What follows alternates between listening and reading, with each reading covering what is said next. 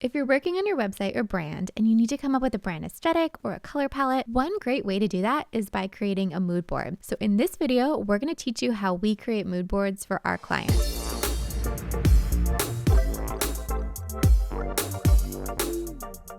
Hey guys, I'm Krista from Davey and Krista, and we help businesses build brands that book. In this video, we're going to walk you through the steps that we use to create brand mood boards, generate color palettes, and set the overall aesthetic for a brand. And while we're going to use Photoshop for demo purposes, the same principles are going to apply whether you're using Canva, Adobe Illustrator, or any other online visual creator. But before we get started, make sure that you hit like and subscribe to get updates to future videos from us. And if you have any questions, just drop those in the comments below and we will get back to you. So first, why mood board? Mood boards aren't 100% necessary in terms of brand. It's likely that if you create one of these for yourself, nobody but you will see it unless you choose to share it online. But when we create mood boards, it helps us make sure that we're on the same page as far as visuals go for our clients. And if you're creating one for yourself, it can help you figure out what kinds of images to use in your brand. It can help you choose colors, and it can even help you choose fonts for your brand. So it can go a long way towards establishing an aesthetic. So what is a color palette? A color palette is a group of colors that is used consistently throughout your brand. You'll likely see these colors on your website, in your logo, and any brand materials, on social media, and print collateral, and more. And when they're used together and consistently, it can really help establish a brand's look and feel and visual identity. Think about how identifiable the Tiffany blue box is. I think if somebody were to hand you a little blue box, you would know exactly what's inside. When it comes to creating mood boards, we need to start with images. And so one way that we come up with those images is by asking our clients a few branding questions. We like to send them a branding questionnaire that asks them about their business and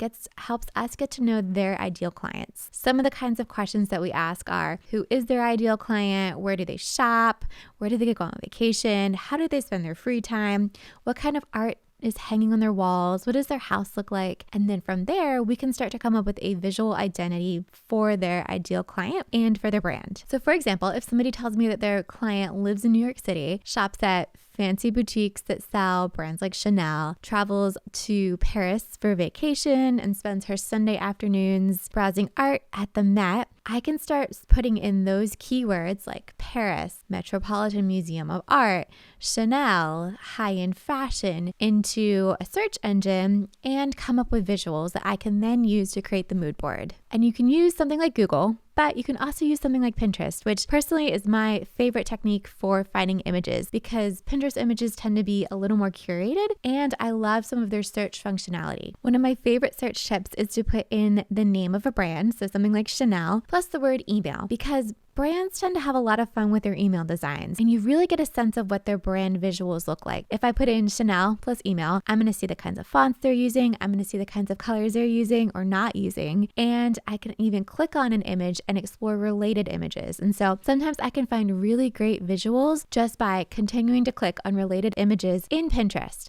and then pitting those together into a Pinterest board. I generally try to avoid searching for similar competitor logos or competitor websites or like one of our clients' industry peers visuals, just because I want to make sure that the brands that we're creating for our clients are really unique and really custom and really appeal to their ideal client. And so I think it goes a long way to search for visuals from big brands like Chanel and to stay away from any competitors' websites or industry peer websites. So the kinds of images that we're typically looking for are like homes and interior design, art, fashion and clothing brands, travel images. And when you start to pull all of those images together in a Pinterest board, you're probably going to see some similarities, especially in terms of color. So for example, if we take a look at the board that I've been working on, you're going to see a lot of neutral colors, blacks, whites, golds, and hardly any bright colors. Once I have around 20 or so images, although feel free to be an overachiever and pin more if you want, we can start downloading those images to our computer and opening them up in Photoshop or whichever software that you're using to create your mood board. And from there, I will copy the images into a single template and start placing them together. Once I have a variety of images filled in my design, then I can start eyedropping colors directly from those images. So I always try to choose some light colors to make sure that we have color options for fonts and typography variety and to make sure that text is readable, and some lighter options to use as like the background of a website and the background of print collateral. And then from there, I'll just search for more fun colors that I notice and that I see in the mood board. Keep in mind that you can always do lighter or darker shades of different colors, and so that can help you create more variety. And then you can also use the built-in tools in Photoshop to try brighter colors or darker colors or color variations based on what you're seeing in those images. I would aim to come up with 6 to 12 total colors for your brand, although most likely you're probably only going to use like 3 or 4 as your brand's primary colors. You may even just have one brand primary color that you use alongside black and white. I don't always consider black, white, and gray to be colors just because they're more neutral, and you'll probably always be using white